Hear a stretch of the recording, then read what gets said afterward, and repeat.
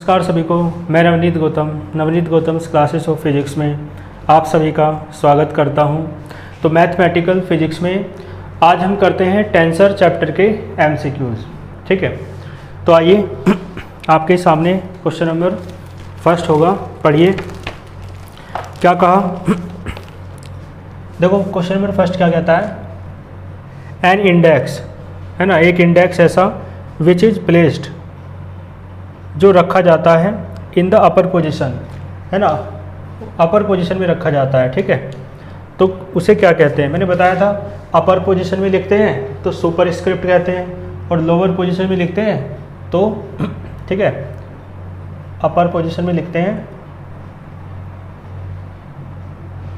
तो क्या कहते हैं, मैंने बताया था है ना, जब पढ़ाया था टेंसर चैप्टर आपको, तो इसे कहते हैं सुपर स्क्रिप्ट।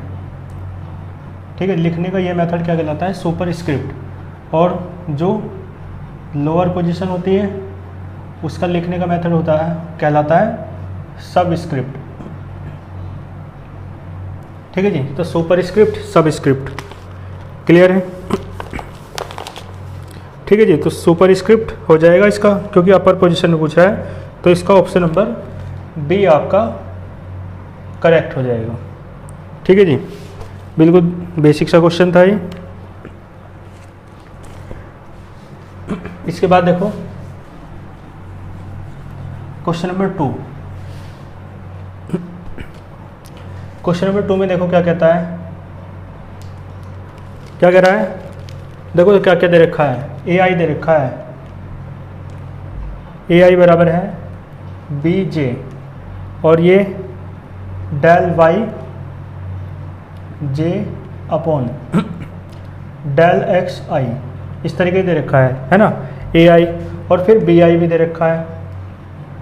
तो बी आई बराबर है सी जे और इंटू में del Z J upon del Y I. आपसे पूछा है ठीक है, ए और सी में या ए और बी में रिलेशन पूछा है, क्या होगा। ठीक है, देखते हैं।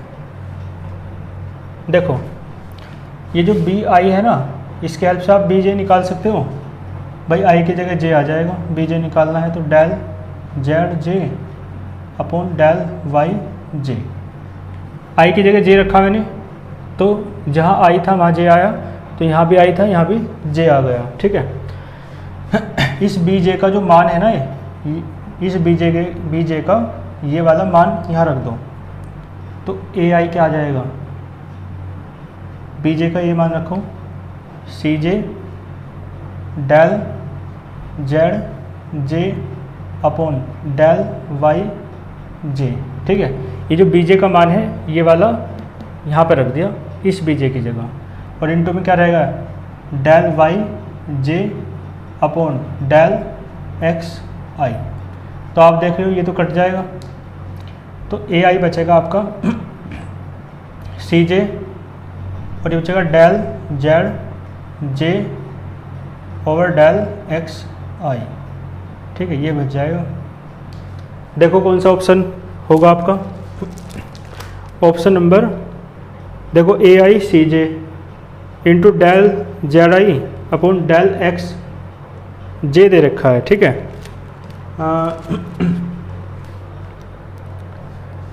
तो ए वाला छोड़ो, फिर बी वाला तो होगा ही नहीं। ठीक है जी, बी वाला क्यों नहीं होगा, क्योंकि बी वाले में तो बी जे दे रखा है और बी जे का तो मान हमने रख लिया। ठीक है जी, तो बी जे वाला भी नहीं है। सी वाला ऑप्शन देखो, ए आई बराबर C J del Z J upon del X I, ये वाला ऑप्शन बिल्कुल मैच कर रहा है, तो ऑप्शन नंबर सी आपका करेक्ट हो जाएगा। ठीक है जी, दूसरे का सी। ठीक है जी, कोई इसमें दिक्कत आपको नहीं होगी, क्लियर है। चलिए फिर नेक्स्ट पर, इसके बाद चलो क्वेश्चन नंबर 3 पर।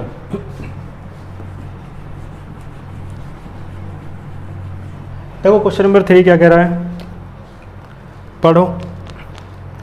क्वेश्चन नंबर 3 में आपसे कहा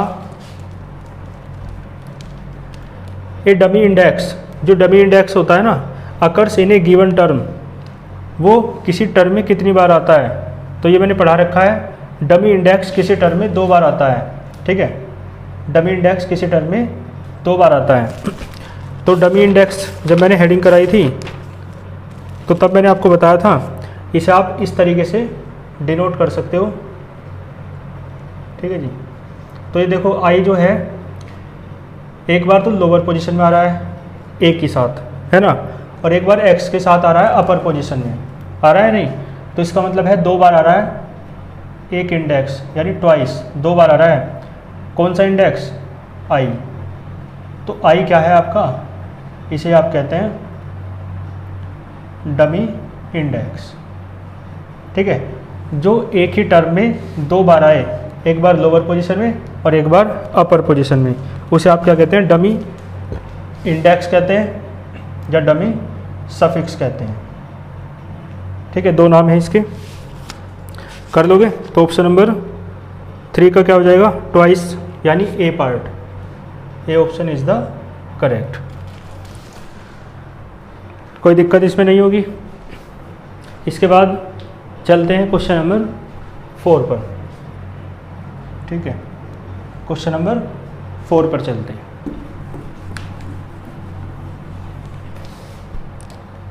देखो क्वेश्चन नंबर 4 क्या कहता है। क्वेश्चन नंबर 4 कह रहा है a homogeneous polynomial of second degree, ठीक है, पॉलिनोमल है एक, यानी पॉलिनोमल को बोलते हैं, क्या कहते हैं? व्यंजक कहते हैं या बहुपद कहते हैं, है ना, क्या कहते हैं? बहुपद हिंदी में, जिसकी डिग्री सेकंड है ना, क्लियर है। In the differentials D x I of variables, ठीक है, तो पूछ रहे इसे क्या कहते हैं। तो देखो डिफरेंशियल्स वर्ड आ रहा है ना, डिफरेंशियल्स, और डिग्री सेकंड है, तो जिसकी डिग्री सेकंड होती है उसे द्विघातीय कहते हैं, या इंग्लिश में कहते हैं क्वाड्रेटिक। तो क्वाड्रेटिक वर्ड आएगा डिग्री सेकंड होने के कारण। और डिफरेंशियल लिख रहा है डी एक्स आई, तो डिफरेंशियल होने के कारण क्वाड्रेटिक डिफरेंशियल फॉर्म हो जाएगी ये, ठीक है, क्या हो जाएगा? क्वाड्रेटिक। तो क्वाड्रेटिक वर्ड क्यों आ रहा है? डिग्री सेकंड होने के कारण, और डिफरेंशियल तो लैंग्वेज में लिखा भी है, तो क्वाड्रेटिक डिफरेंशियल फॉर्म कहलाएगी ये है आपका ऑप्शन नंबर डी, ठीक है जी, ऑप्शन नंबर डी करेक्ट हो जाएगा। चलो अगले पे क्वेश्चन नंबर 5। क्वेश्चन नंबर 5 में कह रहा है समेशन कन्वेंशन, मैंने बताया था आइंस्टीन समेशन कन्वेंशन होती है is applicable with respect to, ठीक है, तो जो आइंस्टीन का समेशन कन्वेंशन होता है ना, वो मैंने करा रखा है, ठीक है, इस तरीके से। किस फंक्शन में मैंने कब बताया था आपको? देखो इस फंक्शन में मैंने आपको बताया था ए आई एक्स आई, ठीक है जी। तो इस फंक्शन को ना आप बिना सिग्मा के भी लिख सकते हो और सिग्मा के साथ भी लिख सकते हो, ये बात मैंने आपको बताई थी। तो सिग्मा में एक तरीका ये है कि सिग्मा को या तो सिंगल लिख लो, मतलब बिना इसके, या ऐसे कह दो कि I1 से लेकर कहाँ तक है? N तक। ये है आपका, ये समीशन है। तो समीशन, आइंस्टीन का समीशन कन्वेंशन आपसे ये कहता है कि इस टर्म को आप बिना सिग्मा के भी लिख सकते हो, यानी इसे आप ऐसे भी लिख सकते हो। तो ये है आइंस्टीन की समीशन कन्वेंशन,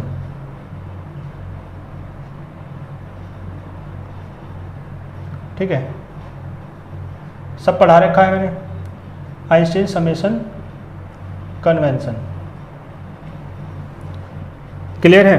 तो आइंस्टीन की समेशन कन्वेंशन में क्या होता है? बिना सिग्मा के भी लिख सकते हो आप इस तरीके से, और सिग्मा के साथ भी लिख सकते हो, ठीक है, किसी टर्म को, ठीक है। और इसका मतलब क्या है?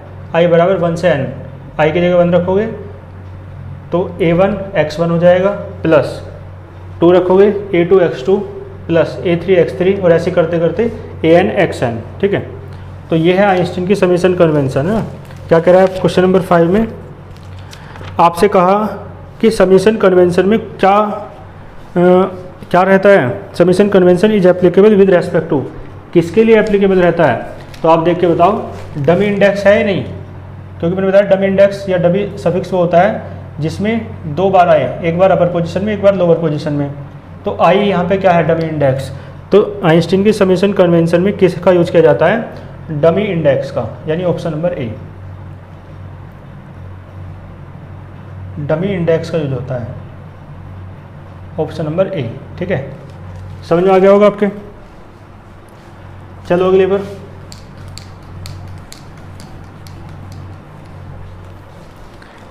पढ़ो क्वेश्चन नंबर, इसके बाद है 6, ठीक है जी।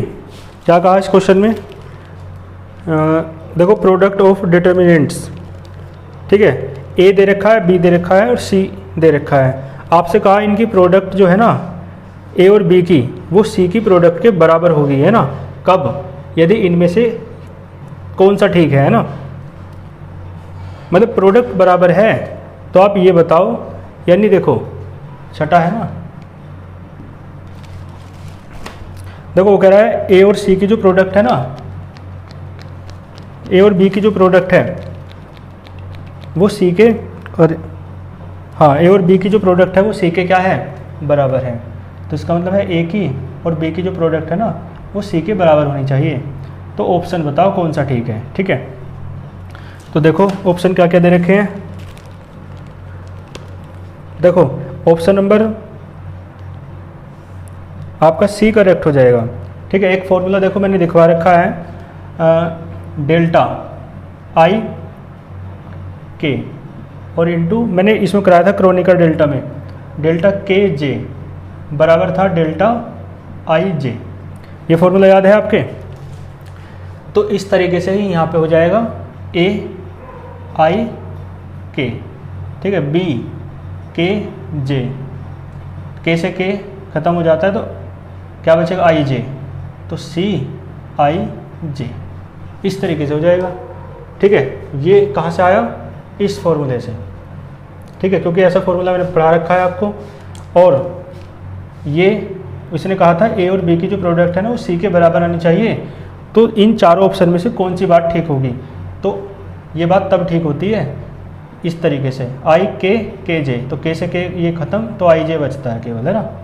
तो इसमें देखो कौन सा ऑप्शन करेक्ट हो जाएगा, सी ऑप्शन जो है ना इस तरीके से रखा है, इसी पलट के लिख रखा है, सी आई जे बराबर दे रखा है ए आई के और इनटू में बी के जे, ठीक है जी, बस ये दे रखा है।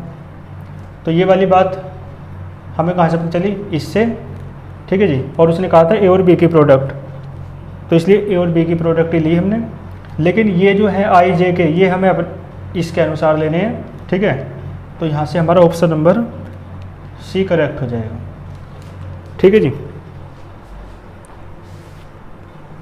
चलें अगले पर, क्वेश्चन नंबर 7 देखो 7, देखो 7 में क्या कहा, ब्रीफ फॉर्म बतानी है, यानी शॉर्ट फॉर्म किसकी, A12 x1 plus A22 x2 plus कहाँ तक है ये AN2 xn, इस तरीके से रखा है, शॉर्ट फॉर्म बतानी है, ठीक है भैया। तो शॉर्ट फॉर्म तो ऐसे हो जाएगी, देखो ए के साथ 1 2 3 4 करते n आ रहा है, इसका मतलब i, और 2 2 2 ये तो सब में है तो 2 तो ऐसे रहेगा। x के साथ 1 2 3 4 करते करते n आ रहा है तो यहाँ i आ जाएगा, और यहाँ पे कह दो कि i बराबर 1 से लेकर कहाँ तक है, n तक, ठीक है। और आइंस्टीन समेशन कन्वेंशन ये कहते हैं कि सिग्मा ना भी लिखो तो कोई दिक्कत नहीं है, तो सिर्फ आप ऐसे ही लिख सकते हो, ठीक है जी। तो ये हो जाएगा आपका ऑप्शन नंबर सी करेक्ट हो जाएगा, कर लोगे। क्वेश्चन नंबर 8 पर चलो फिर,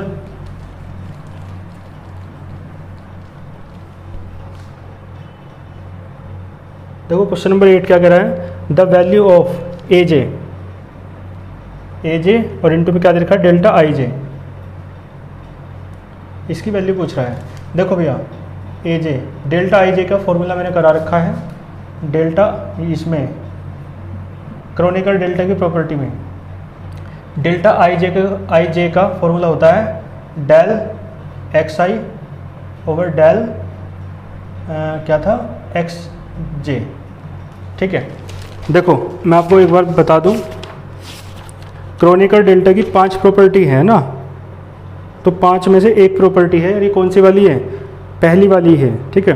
डेल्टा आई जे बराबर है डेल्टा एक्स आई upon delta x J, clear है। तो पहली प्रॉपर्टी है, इसे देख लेना। तो यहाँ पे इसका मान रख दो बस। डेल्टा आई जे क्या मैंने बता दिया, ये होता है डेल्टा आई जे बराबर होता है डेल्टा एक्स आई अपॉन डेल्टा एक्स जे। तो यहाँ इसका मान रखो, तो डेल एक्स आई, ये डेल्टा है, ये डेल है, मतलब डेल्टा बोला हो तो डेल है ना, del X I over del X J, clear है। और आपके याद होना चाहिए ये जो फॉर्मूला है ये कॉन्ट्रा वेरिएंट टेंसर का फॉर्मूला है, ए आई का, ठीक है। ये क्या है, कॉन्ट्रा वेरिएंट,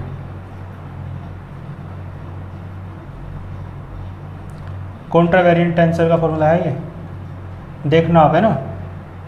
ये जो है ए आई है वो इसके बराबर है ना, ठीक है जी। तो ये कॉन्ट्रा वेरिएंट टेंसर है। जब सब स्क्रिप्ट वो उसमें सुपर स्क्रिप्ट मेथड में लिखा जाता है तो कॉन्ट्रा वेरिएंट होता है, और जब ये जे आई नीचे लिखे जाए सब स्क्रिप्ट मेथड में तो ये कोवेरिएंट वेक्टर हो जाता है, ठीक है, कोवेरिएंट टेंसर हो जाता है, ठीक है जी। तो इसी कौन सा हो जाएगा इसका ऑप्शन नंबर, क्वेश्चन नंबर 8 का ए हो जाएगा, ए, ठीक है, ए आई 8 का ए कर लोगे ना, क्वेश्चन नंबर 8 का ए, इसमें कोई दिक्कत आपको नहीं होगी। इसके बाद देखो क्वेश्चन नंबर 9,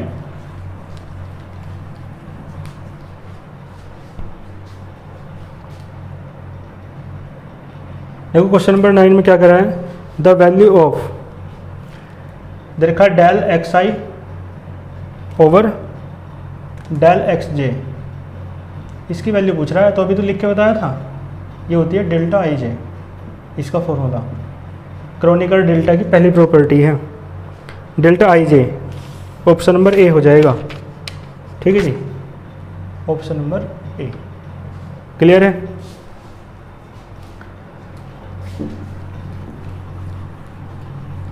इसके बाद देखो लास्ट क्वेश्चन है आपका, क्वेश्चन नंबर 10, क्या कहता है, द वैल्यू ऑफ डेल्टा, है ना, J J, the value of delta J J. देखो मैंने ये भी प्रॉपर्टी करा रखी है आपको, ठीक है, कौन सी प्रॉपर्टी है, क्रोनिकर डेल्टा की है सेकंड प्रॉपर्टी, ठीक है। डेल्टा आई आई हो, डेल्टा जे जे हो, डेल्टा के हो, इसका मतलब है जब दोनों सेम हो जाएं तो ये एन के बराबर हो जाता है, किसके बराबर हो जाता है, एन के। तो इसका मतलब है इसका कौन सा हो जाएगा, ऑप्शन नंबर बी हो जाएगा, ठीक है, क्लियर है। तो इससे एक बात सीखने को मिली है ना, यानी आप टेंसर के फॉर्मूले याद करके जाना बहुत अच्छे से, फॉर्मूले से ही हो जाएगा, क्योंकि ज़्यादा लंबे क्वेश्चन नहीं देगा, फॉर्मूले, प्रॉपर्टी, ये सारी चीज़ें इन्हीं से ही आपसे आपके एमसीक्यूज बन जाएंगे, ठीक है, क्लियर है। तो बाकी अच्छे से तैयारी करके अच्छे से अपना एग्ज़ाम दो, ठीक है। और कोई डाउट हो तो अब तो अपने आप ही देखो आपका एग्ज़ाम होगा, है ना, ठीक है। बहुत अच्छे से शुभकामनाएं आप सभी को, ऑल द वेरी बेस्ट।